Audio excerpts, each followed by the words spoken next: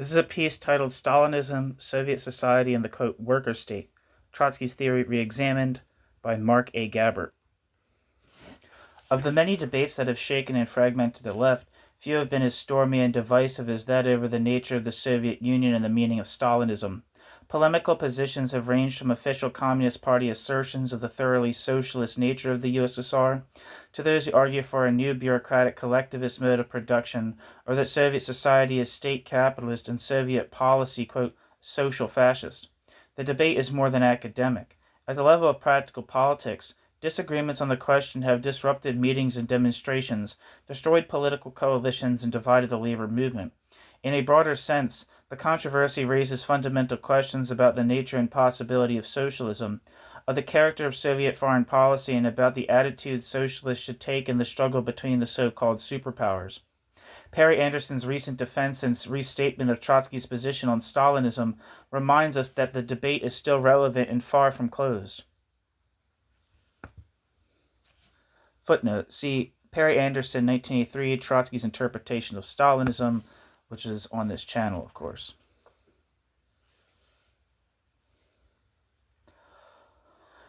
One of the anti-Stalinist Marxist critiques of the Soviet bureaucratic dictatorship, Anderson argues that Trotsky's theory remains, quote, the most coherent and developed theorization of Stalinism and within the Marxist tradition, end quote.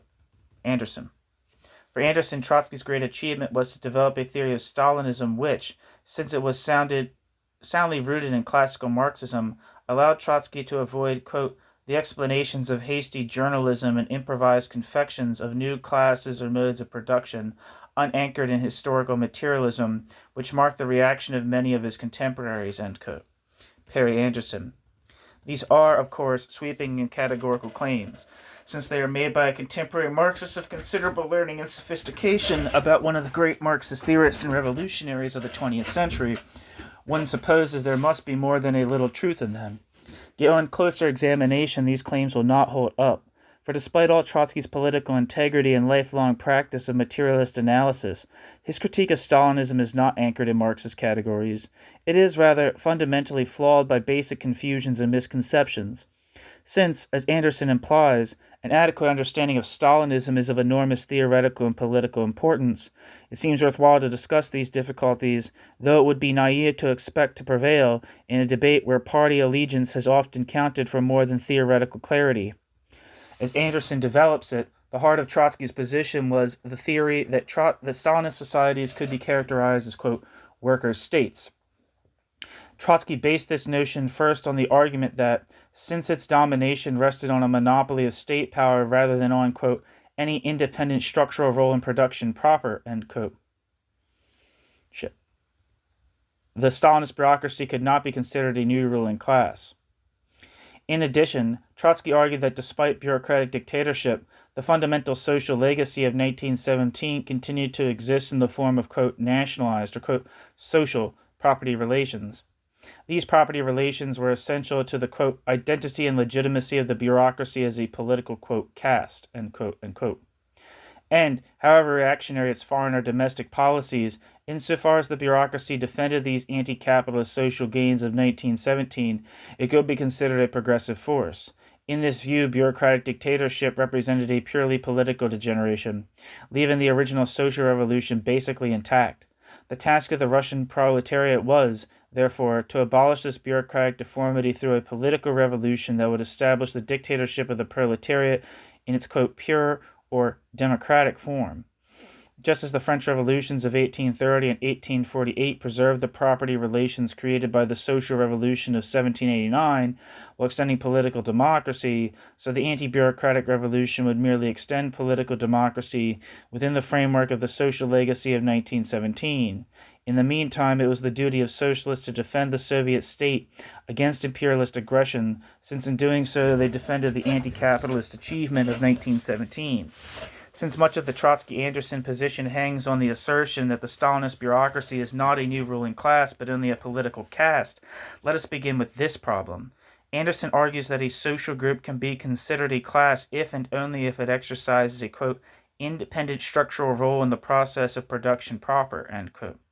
If Anderson is referring here to the actual process of organizing and supervising production, then Anderson's assertion is a rather peculiar notion which has no basis in historical materialism. No Marxist would deny, for example, that the slave owner of antiquity or the medieval aristocracy were ruling classes, and yet who could possibly argue that for their independent structural role in the production process? The one ruling class to which this could apply is the bourgeoisie, but even there in only a limited way. While the capitalists may have played a direct structural role in the era of competitive capitalism, that role was greatly attenuated with the growth of monopoly and the expansion of the managerial stratum. But perhaps what Anderson means here is rather that since the bureaucrats do not exercise individual property rights over the productive forces, but rely on collective control of the state for domination, therefore the bureaucracy cannot be considered a class. One could respond that historically, the feudal aristocracy enjoyed only limited property rights and maintained its power through both direct exercise of political force and later through the absolute state. Further, even in capitalist society, the legal inheritance of property does not automatically ensure the survival of capitalist families as members of the ruling class, and state power is even here a much more powerful factor in ensuring the survival of the class as a whole, whatever individual toll bankruptcy may take. It is true that Soviet bureaucrats cannot pass on state property to their children by rights of inheritance. A partial substitute for this is the attempt to ensure continuity of family position through education, and it is well known that the children of the elite enjoy privileged access to higher training. The Soviet bureaucracy may in fact have a more difficult time maintaining a hereditary continuity of personnel, but this difficulty alone is no argument for the non-existence of class power, any more than the instabilities caused by the parcelization of sovereignty, which Anderson so brilliantly described in the feudal case, meant the feudal nobility ceased to be a class. Footnote: see Perry Anderson's 1974 Passages from Antiquity to Feudalism. Beyond this, a narrow focus on property rights only leads us astray, for historical materialism locates ruling classes not by references to formal property rights, but by determining whether or not a particular social group is in a position to exploit the labor of others who play a subordinate role in production. Here it is a question of more than mere legal ownership rights. As G.A. Cohen has shown, for Marx, ownership meant, quote, relations of effective power over persons and productive forces, end quote. Typical of the ownership rights are, in Cohen's words, quote, the right to use an object O, the right to income generated by the use of O, the right to prevent others from using O, the right to destroy O, the right to transfer O, ... end quote, etc. G.A. Cohen, Marx's Theory of History, a Defense. While Cohen's task is to clarify concepts developed by Marx to analyze capitalism, any familiarity with the power and privileges of Soviet bureaucracy requires one to admit that it collectively enjoys precisely these rights over the product and process of production and over the activities of the proletariat. Whether or not it plays a, quote, direct structural role in the process of production proper, end quote, whatever Anderson means, is of no fundamental importance in defining the bureaucracy's ownership rights. As for the Soviet proletariat, it clearly occupies a position of subordination, producing for others who do not produce, subject to the authority of superiors within the production process, and poorer than its superiors since its livelihood depends on relations with these rulers.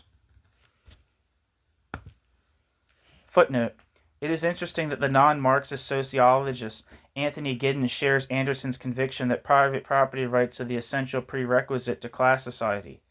Giddens is, however, more consistent than Anderson and argues that the only true class society is capitalism. The others, including feudalism, being merely, quote, class divided, since the power of the ruling elite depends on political control rather than individual ownership of private property. Eric Olin Wright has recently criticized this view from a perspective similar to the one presented here, arguing that Marxism distinguishes between various historical class societies precisely on the basis of their differing mechanisms of exploitation, and not on the existence or non-existence of formal property rights. See Eric Olin Wright's article, Giddens' Critique of Marxism, published in New Left Review in 1983. End footnote.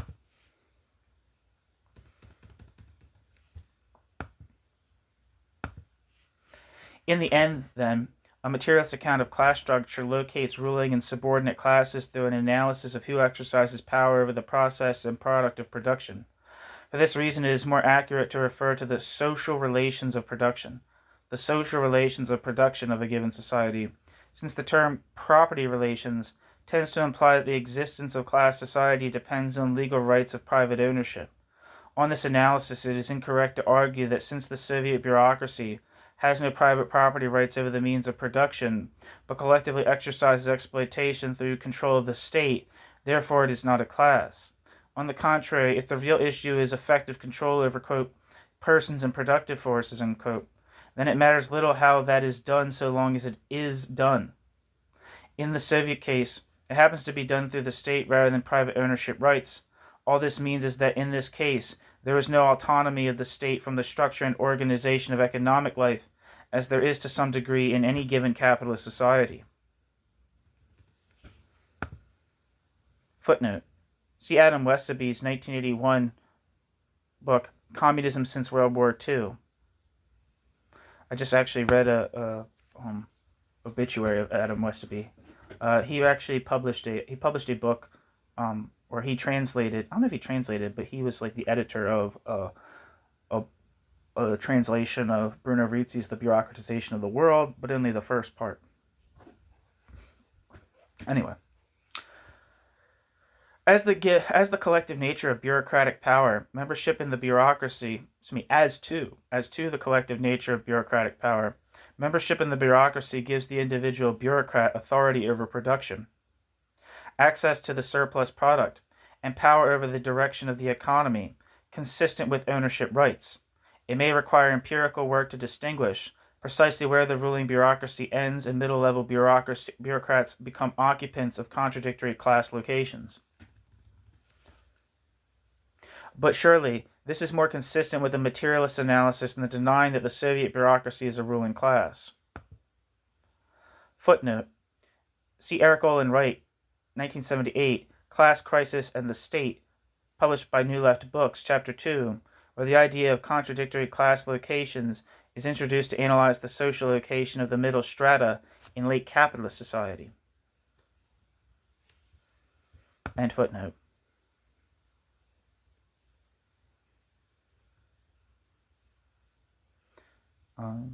It may require empirical work to distinguish precisely where the ruling bureaucracy ends and middle-level bureaucrats become occupants of contradictory class locations. But surely this is more consistent with a materialist analysis than denying that the Soviet bureaucracy is a ruling class.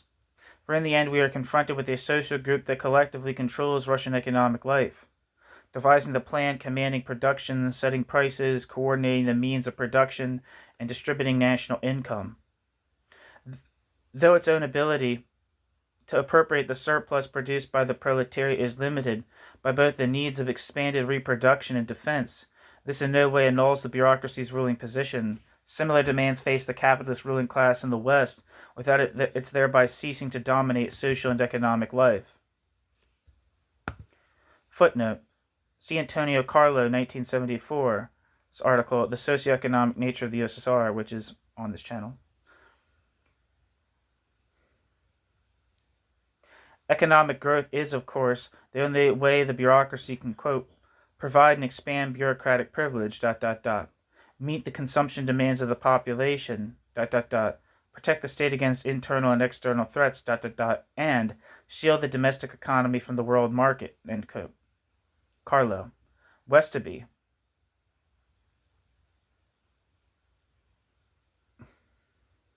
So we see Westoby cited 332.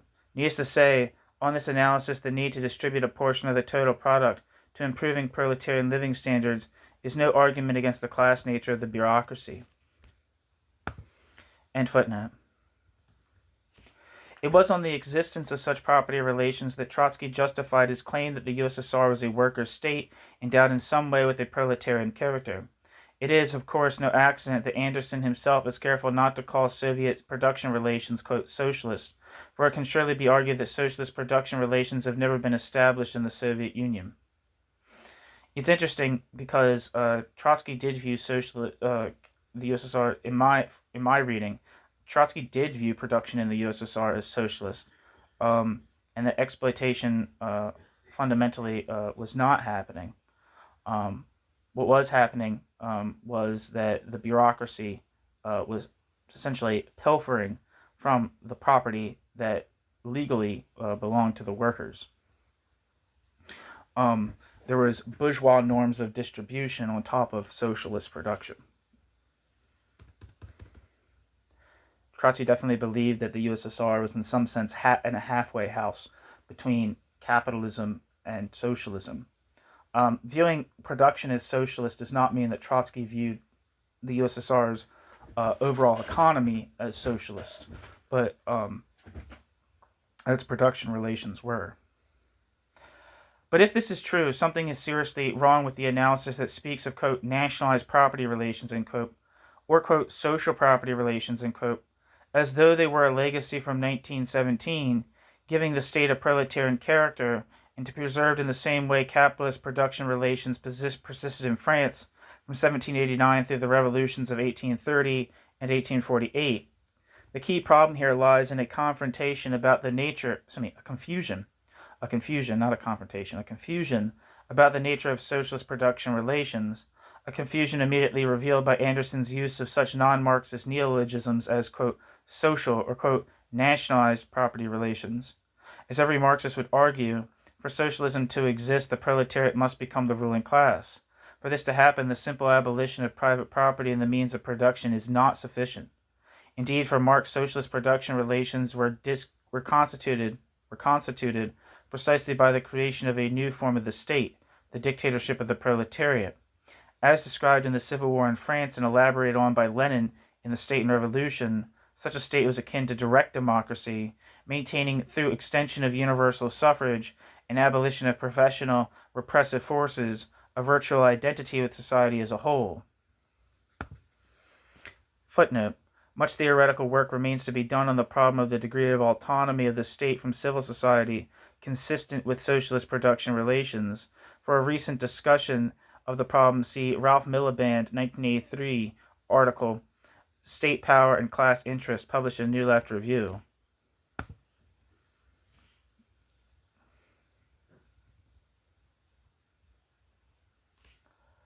End footnote. The clear implication was that without such a state, the proletariat could not become the ruling class, could not develop its human powers, abolish its own subalternity, expand the productive forces, and progress toward communism. Quite apart from the authority of the classical tradition, in structural terms, the proletariat cannot become the ruling class without such a state since, unlike the bourgeoisie, it would never be able to control economic life on the basis of private property rights.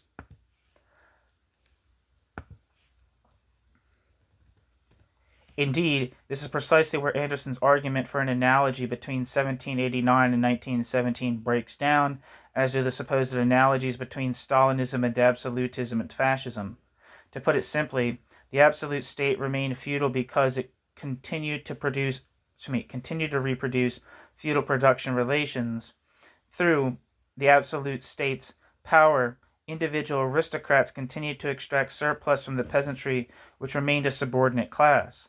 Likewise, the fascist state remained a capitalist class precisely because the bourgeoisie continued to exercise the power to exploit and accumulate, which came from capitalist production relations. The plain fact is that capitalism and feudalism are incompatible with a number of forms of the state, while socialism is not. The plain fact is that capitalism and feudalism are compatible with a number of forms of the state, while socialism is not. Proletarian class rule is constituted or not depending on the structure of the state. Thus, if in Stalinist social formations, the state ensures bureaucratic control while atomizing the proletariat and depriving the proletariat of real power over the economy, then there is no justification for calling such a society or the society's state apparatus a, quote, workers' state. Footnote. Westerby assumes, unlike bourgeois rule, proletarian rule cannot be preserved through a wide variety of state forms. Theorists who argue for such an analogy introduce, in his words, a parallel of, quote, astonishing and dangerous elasticity, ... end quote.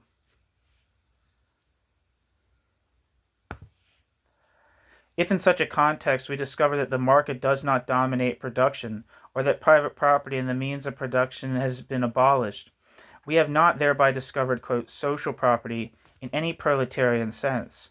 It was, of course, quite different for the bourgeoisie of 1830 and 1848, for whom the issue was not the constitution of capitalist production relations, which already existed, but simply a change in the state more consistent with them. Ironically, Anderson's position is quite close to that taken by Albert Szymanski in his controversial book, Is the Red Flag Flying? Though Trotskyists have been quick to distance themselves from Szymanski's position. Footnote, I have in mind particularly the polemically impressive, though confused, debate which took place between Ernest Mandel and Szymanski at the Marx Centenary Conference held in Winnipeg in March 1983. Szymanski argues quite plainly that the USSR is a socialist state. For him, like capitalism, socialism is compatible with a number of state forms. Szymanski notes that in the United States, members of the capitalist class itself do not generally occupy positions in the state apparatus, which is rather dominated by a power elite which rules for capital. Likewise, he asserts in the USSR, the bureaucracy can be seen as a power elite ruling in the interest of the proletariat. Unfortunately, Szymanski's analogy will not hold. The class power of the American bourgeoisie is constituted precisely by a control over production guaranteed by private property rights. If, therefore, the state carries out policies contrary to the interests of capital, investment strikes or capital flights result. Consequently, the state employs a myriad of economists and other analysts to calculate what capitalists will do if the state carries out certain policies. In the USSR, the proletariat enjoys no such routine structural control, since given the impossibility of private proletarian property rights over the means of production, and with no collective political power, it cannot decisively and routinely regulate the behavior of the bureaucracy.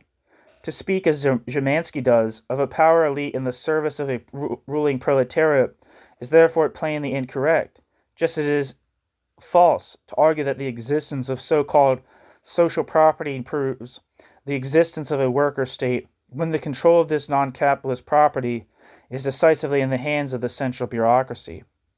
As for Szymanski, all his efforts to find mechanisms of proletarian control and the citizen's right to complain in letters to Pravda, or the ultimate right of revolution, only prove the shallowness of his analysis, in the one case by absurdity, and in the other by the decidedly non-routine, extraordinary, and transforming nature of the act in question. Analysis of the preconditions and nature of proletarian class rule forces one to conclude that it is incorrect to speak of some, quote, social property relations, unquote, which have existed in the USSR since 1917 and must be preserved. While the Soviet economic system is in fact non-capitalist, there is certainly nothing social about the planning system in the sense Marx had in mind when he spoke of the dictatorship of the proletariat. Instead of social planning, which requires the active participation, involvement, and control over production of the proletariat as a ruling class, Marx's freely associated producers, what actually exists is bureaucratic control. Not surprisingly, is there a footnote here? Footnote. See Westaby for the distinction between social planning and bureaucratic control.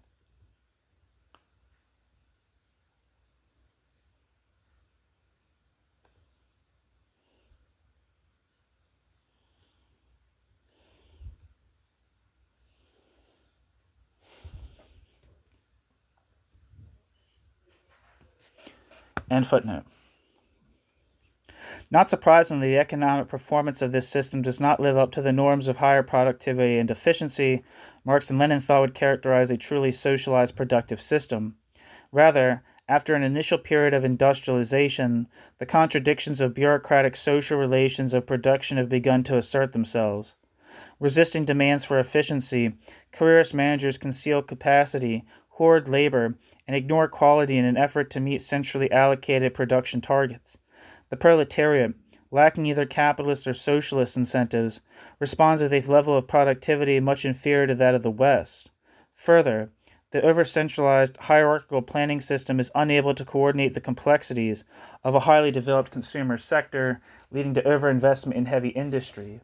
The result of these contradictions is consumer discontent, enormous waste of resources, declining productivity of investment, and most recently, a consequent drastic falling off in economic growth. Footnote. The literature on the nature and internal contradictions of the Soviet economy is quite extensive.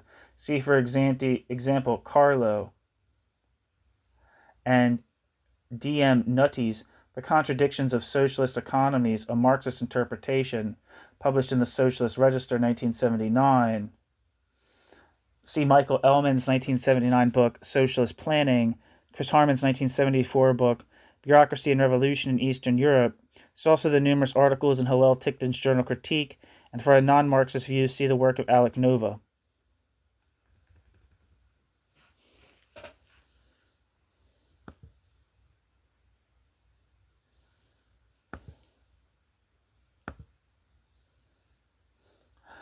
End footnote. To argue, therefore, for an autonomous economic base in such societies requires conceding, in absolute contradiction to the classical Marxist position, that, quote, social property is less productive than capitalism itself. In the end, we must conclude that the very notion of a workers' state is incongruent with Marxist categories. In classical analysis, the dictatorship of the proletariat, in what Anderson refers to as its, quote, pure form, is the only workers' state, just as it is the only transitional state between capitalism and communism. Indeed, when one remembers the scorn Marx poured on the notion of a people's state in his critique of the Gotha program, one shudders to think how he would thunder against the absurd notion that a bureaucratic dictatorship like the USSR could be characterized as a worker state.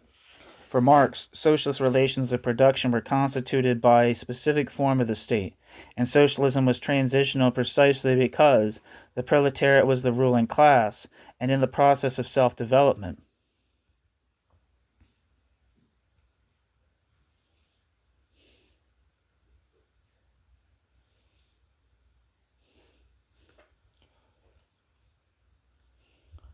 When, as in the case of the USSR, we can locate ruling and exploited classes and a state which reproduces those productive relations, we can no longer speak of transitional states, never mind worker states. Indeed, as Lenin noted, the more powerful the forces of repression in a given society, the more evidence there is for the existence of antagonistic social relations. What strikes one about the Trotsky-Anderson position is that, in its purely formalistic congruence with classical Marxist categories, it fails to grasp the reality of socialist history since 1917. For 20th century socialist revolutions confront us as complex and contradictory phenomena. Beginning in 1917, such revolutions have taken place, led by revolutionary communist parties explicitly committed to collectivist, anti-capitalist, and democratic goals, and supported by a coalition of urban workers and deracinated, radicalized peasants. Footnote. See James Petrus's 1978 article, Socialist Revolutions and Their Class Components, published in New Left Review, and see Chapter 11 of James Petrus's Critical Perspectives on Imperialism and Social Class in the Third World. End footnote. But due to post-revolutionary scarcity,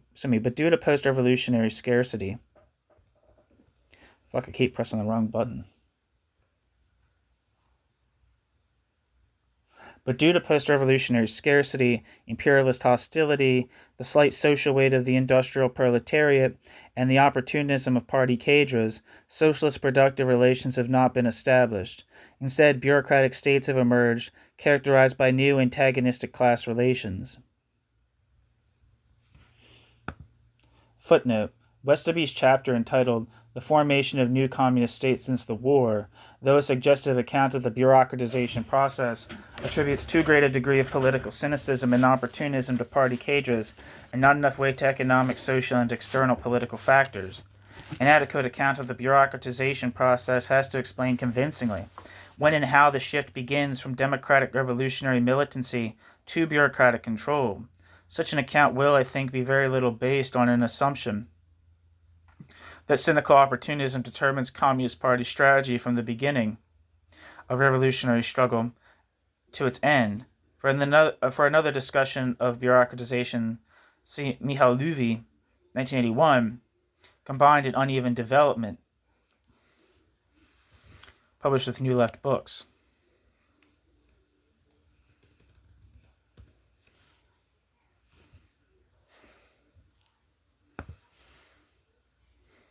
And footnote.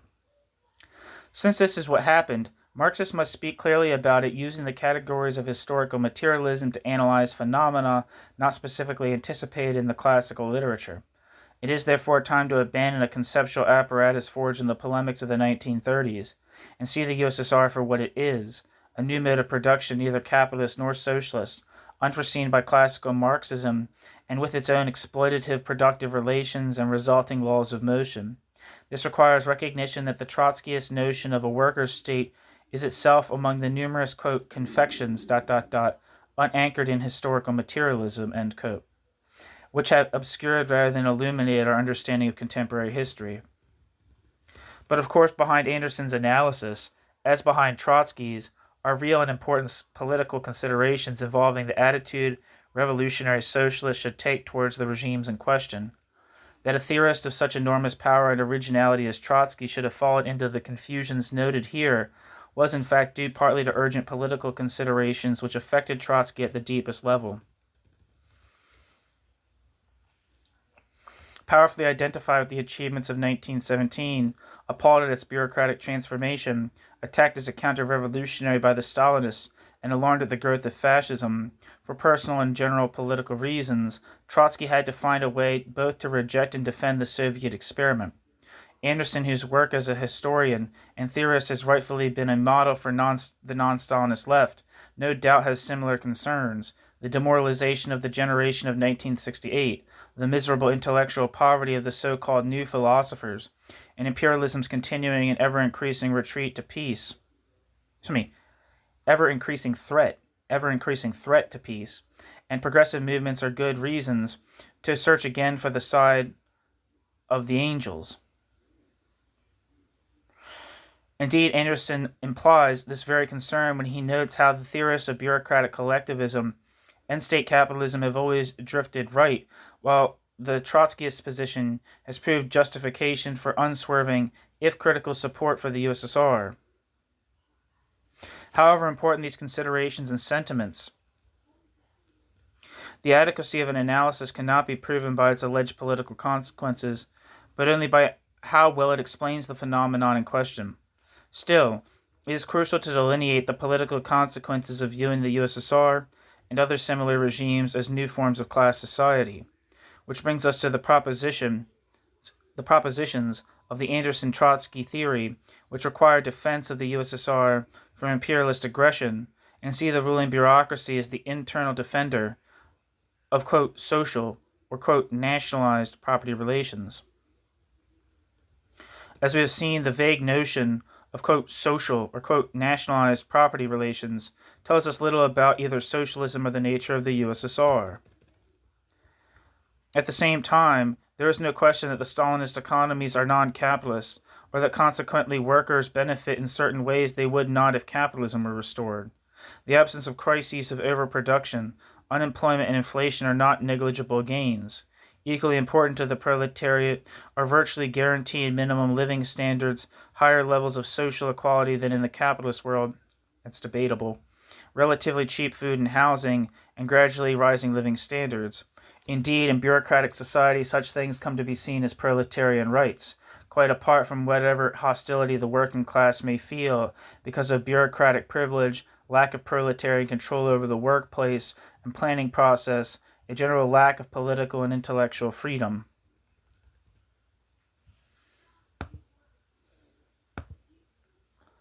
There is no question, either, that such achievements are enormous when one considers the murderous consequences of imperialist expansion for the proletariat in developing countries, or the failure of late capitalism even to deliver full employment or abolish poverty, when one reflects that without the achievements of the 1930s, the average Soviet would no doubt be as poorly off as the average Mexican.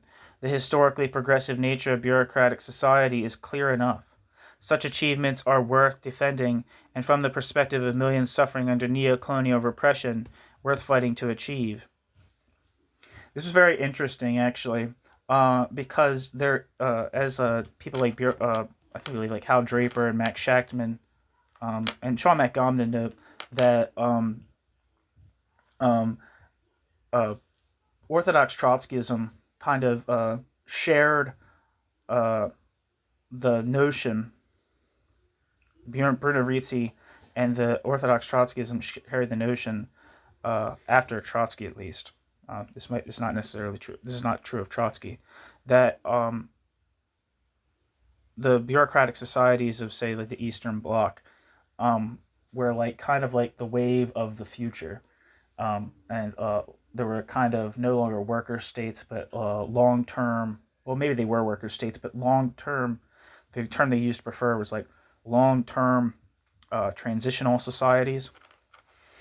And they had a view, and they both shared the view that the production relations achieved by Stalin in the Stalin period were progressive, whereas the bureaucratic collectivists of the American variety and the people they have influenced internationally did not view the USSR's, did not view Stalinism as progressive, whatever its faults may be. They viewed it as a reactionary, a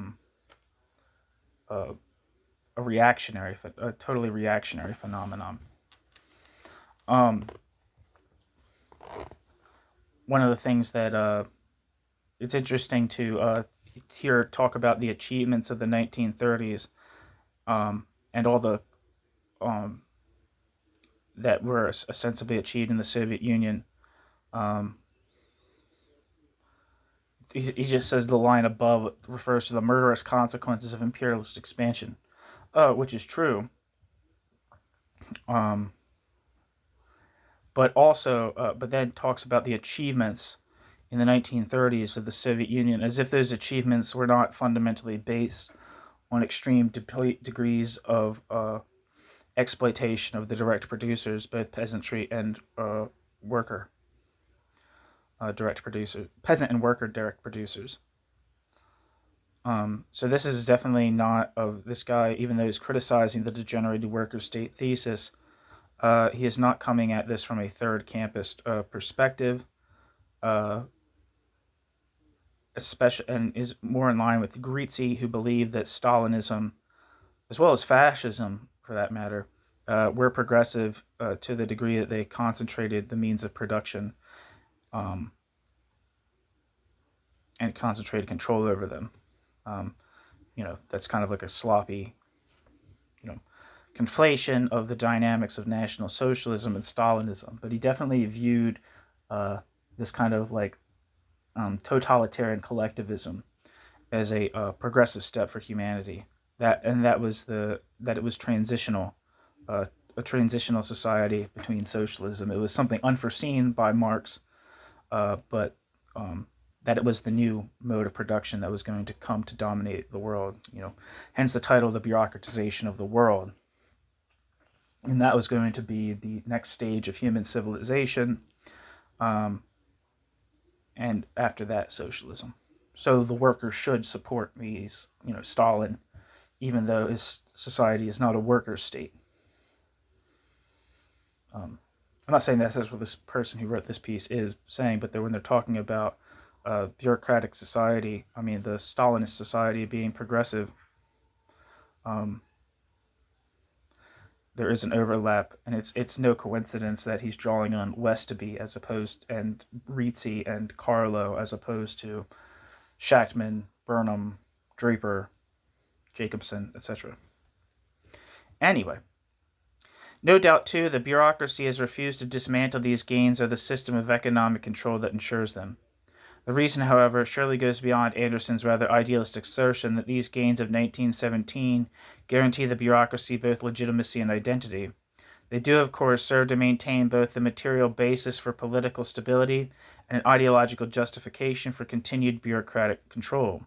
But beyond this, what would be the consequences for bureaucratic rule of dismantling the system of economic control and establishing capitalism?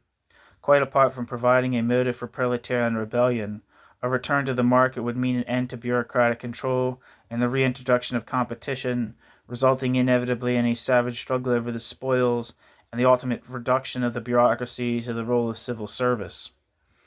It is not, therefore, the need for identity and legitimacy which forces bureaucratic defense of the non-capitalist economy, an analysis in any case more consistent with conventional sociology than with Marxism, but the very real need to preserve the system as a basis for continuing bureaucratic social power. We might conclude that the bureaucracy does defend the limited gains of 1917 from imperialist aggression.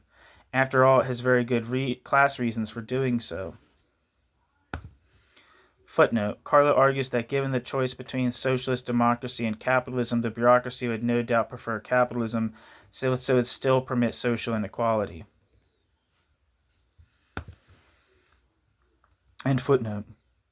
From the perspective of the future of socialism, we might also conclude that the Stalinized regimes work even more powerfully than capitalism to facilitate the transition to proletarian rule. A brief reflection on the meaning of the Polish Solidarity movement suggests why this may be so.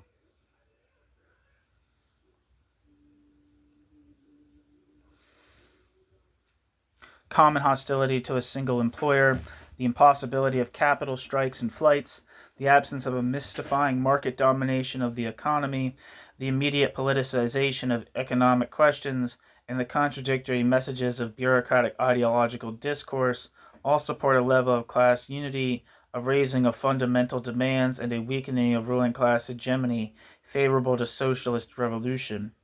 In this sense, we may at least speak of these regimes being to a certain extent more vulnerable to socialist revolution, without, however, affirming that they are therefore in any structural way transitional. Nor can we forget the negative consequences for proletarian struggle of the absence of bourgeois liberties, the omnipresence and power of a materially privileged police apparatus, and the clear willingness of the bureaucracy to use force when the fundamental issue of class power is joined. In short, Stalinized regimes both create and educate the proletariat, perhaps even more effectively than capitalism does, but when the pupil misbehaves, the response is a very nasty thrashing. So much for the domestic achievements of the Stalinist regime, but what of the international role of the USSR and other bureaucratized states? Here Anderson asserts that Trotsky underestimated the progressive role the USSR would play internationally, preoccupied as he was by the counter-revolutionary behavior of the Stalinized Comintern.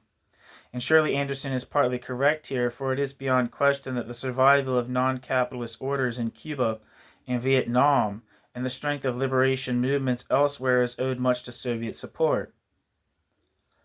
Insofar as national liberation and bureaucratic economic control represent gains for those suffering from the savagery of imperialism, then no doubt the USSR has played a progressive role. Further, the nature of the bureaucratized economy has, at least until now, obviated any need for Stalinist imperialist expansion of the capitalist sort described by Lenin. Finally, economic constraints make Soviet participation in the arms race a matter of severe economic and social strain. Unlike capitalist societies where military spending fuels corporate profit, in the USSR, resources channeled into defense undermine attempts to maintain social peace through increasing living standards.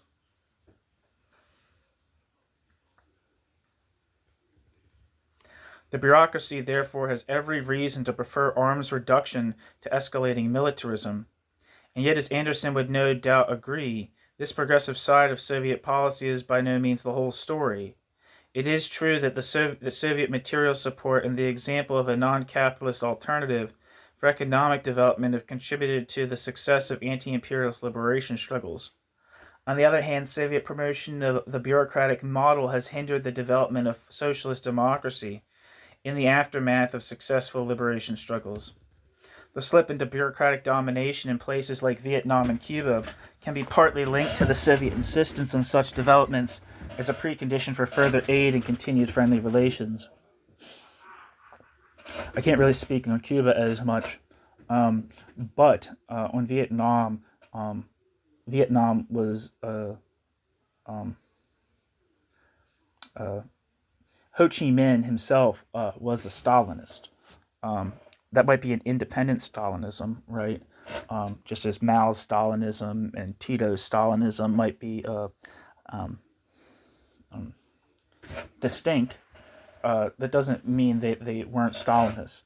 I don't think that um, you can say that bureaucratic practice was merely pushed down Vietnam's throat by the Soviet Union.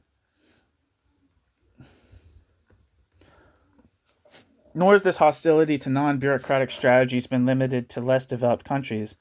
There's little doubt that the counter-revolutionary role played by the USSR in Western Europe after World War II was partly based on a realization that the result of proletarian revolution in developed countries was likely to be very different from the bureaucratic regime. In fact, the whole of Soviet policy in the post-war period was rooted in Stalin's calculations as to the needs of the Soviet Union as a bureaucratically dominated great power, rather than in any commitment to world revolution. It goes without saying that what suits bureaucratic interests at any given point may be diametrically opposed to the progress of proletarian struggle and socialist revolution. A second and more important question is that of the impact of Soviet economic stagnation on Soviet foreign policy. As Adam Westoby notes, though the law of value in the capitalist sense does not operate in the USSR, the bureaucracy is still constrained by what he refers to as, quote, the more general principle, of the economy of labor time, which applies much more widely than capitalist society, end quote. Westoby. This law forces the bureaucracy to plan, quote, within the limits set by the quantities of labor necessary for production of specific goods, end quote. Westoby. Thus, as the bureaucracy attempts to expand the productive forces and with them both bureaucratic privilege and political security, it will attempt, quote, to reduce the amount of labor socially necessary to produce use values, end quote. This can be accomplished by finding both cheap sources of imports and markets where exports can be profitably sold. Westoby argues that this pressure to reduce socially necessary labor acts not only on relations between bureaucratic and capitalist states, but also on those between bureaucratic states. Such economic motives enter into foreign policy and may in fact provide explanations for such things as the Vietnamese invasion of Cambodia.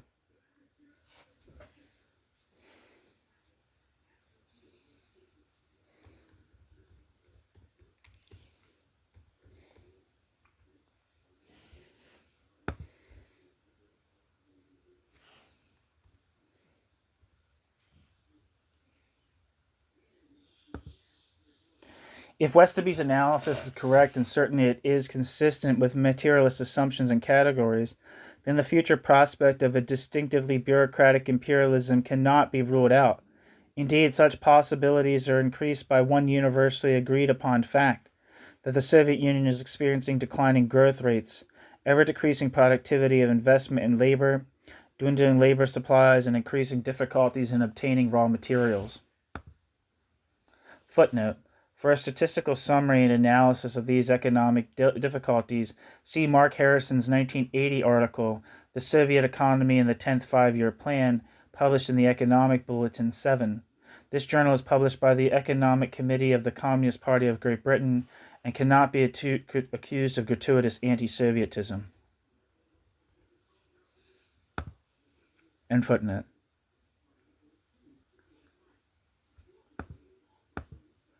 Such economic difficulties, fundamentally rooted in the internal contradictions of the bureaucratic system, may powerfully influence the future course of Soviet foreign policy. Indeed, here the past provides us with precedents, since after 1945 the temporary exploitative relationship between the USSR and its East European satellites was rooted in the need to reconstruct post-war Soviet industry. Though this policy was abandoned in the mid-50s due to political pressure, at that point, the USSR had much more economic leeway than it presently does.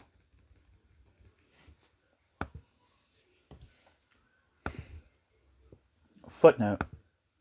On this see Zemansky, Chapter 7, where he justifies Soviet exploitation of Eastern Europe in the immediate post-war period on the basis of the Soviet need for reconstruction of a war-devastated economy. There are indications that bureaucratic expansionism could be justified to the Soviet public by propaganda efforts designed to portray such moves as defensive efforts to avoid repeat of the disasters of the Second World War. On this, see Jeff Gleisner, 1983's article, Old Bolsheviks Discuss Socialism, published in Labor Focus on Eastern Europe, 16. End footnote.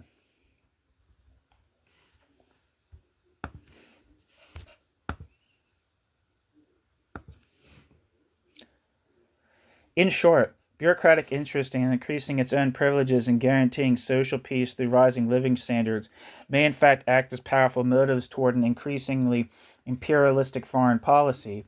Admittedly, even when the worst is imagined, it is difficult to conceive of the USSR carrying out a policy more destructive than the daily murderousness of Western imperialism. Still, the left cannot take it for granted that preferring the USSR to the West will always be the more progressive choice. In any case, it is certain that defense of the USSR will have to be carried out in a very critical manner, one which goes beyond slogans left over from the struggle against fascism. Perry Anderson quotes Trotsky to the effect that, quote, 25 years in the scales of history, when it is a question of the profoundest changes in economic and cultural systems, weigh less than an hour in the life of a man. What good is the individual who, because of empirical failures in the course of an hour or a day, renounces a goal that he set for himself on the basis of the experience and analysis of his entire previous lifetime, end quote. Trotsky, in defense of Marxism. The warning was Trotsky's word to those whose disillusionment with the Soviet experiment moved them to give up historical materialism and change sides in the battle.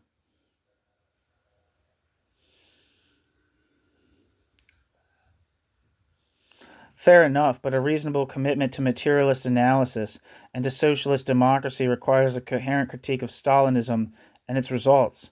No one knows this better than Anderson, who has written with great power on Stalinism's negative impact on socialist politics in the West. But it is clearer than ever that such a critique cannot be frozen in the debates of the past, and that the present task is to push further for an account of the problem which is analytically sound and therefore politically useful. And that's the end of the piece. Thanks for listening.